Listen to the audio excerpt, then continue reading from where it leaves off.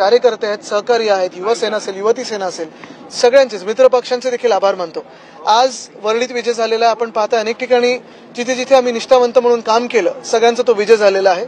Overall महाराष्ट्राचा विजय जो आहे आपण पाहताय जिथे जिथे आम्ही जिंकलोय सर्वांचेच मी आभार मानतो.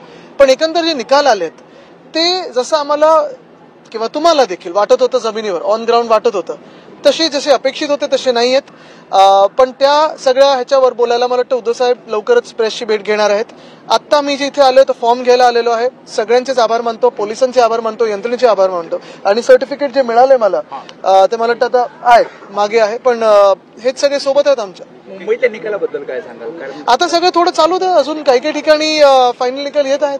संजय राऊत असे म्हणाले की हे निकाल आम्ही मानायला तयार नाही. बघा एक नक्की आहे की ह्याच्यात महाराष्ट्राने मतदान केले की ईव्हीएमनी केलंय हा एक मोठा प्रश्न आहेच. पण त्या सगळ्यावर मला वाटतं नंतर आम्ही चर्चा करूच. आता जे आहे ते आता जो निकालाचा एक आढावा घेतोय त्याच्यानंतर आम्ही बोलू. लोकसभेनंतर कुठेतरी एक आपण ग्राउंडला उतरायला कमी पडलो किंवा काही असं वाटतंय? नाही, मला वाटतं आपण पण पाहत असाल हाच महाराष्ट्र ज्यांनी आम्हाला लोकसभेत आशीर्वाद दिले, हाच महाराष्ट्र ज्याच्यात आपण पाहतो संपूर्ण महाराष्ट्रात एक साधारणपणे आपल्याला लाट दिसत होती आणि जे निकाल आम्हाला अपेक्षित होते किंवा सर्वांनाच अपेक्षित होते मला वाटत नाही तसे ते आलेले आहेत. हे मान्य करून पुढे चाललं गेलं. पण ह्याच्यात प्रचार कोणी नक्की केला, ईव्हीएमने किती केला प्रचार हे पण आपण बघायला पाहिजे.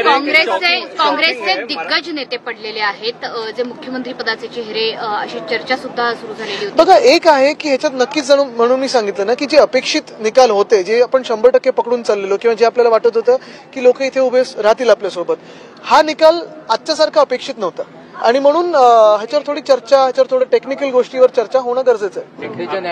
हिंदी में पूछना चाहते हैं आज के नतीजों पर क्या कहेंगे और कांग्रेचुलेशन. Thank you. लोकसभा चुनाव में आपने अच्छा खासा परफॉर्मेंस किया था, विधानसभा चुनाव में क्या चूक रहेगी? फिर जीतेंगे.